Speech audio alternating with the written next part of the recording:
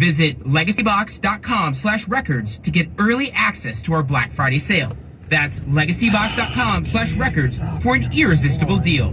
legacybox.com/records. Happy holidays, Bay Area. I'm Amy Eric, founder of Madison Reed, a hair color I named after my daughter. I started Madison Reed to give you the most luxurious hair color made with ingredients you can feel good about.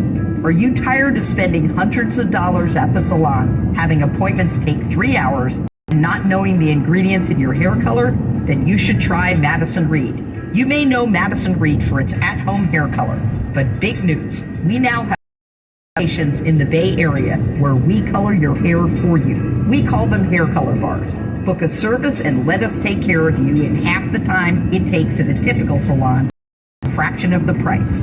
For a limited time, enjoy our new client offer services starting at $60. Visit madison-reed.com/San Francisco. That's madison-reed.com/San Francisco.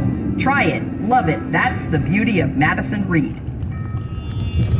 Dancing crew, trip for two, final interview, game with Doug, brand new mug.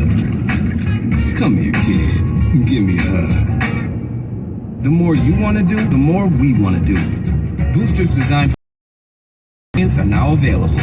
If you've had your primary series, schedule an updated COVID-19 booster appointment as soon as you're eligible.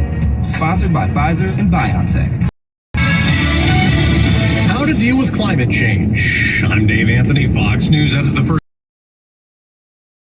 foreign trip. He landed in Egypt 90 minutes ago and will attend the same UN climate summit where House Speaker Nancy Pelosi said today, it's always been about survival of the planet, survival of the vulnerable countries and the rest.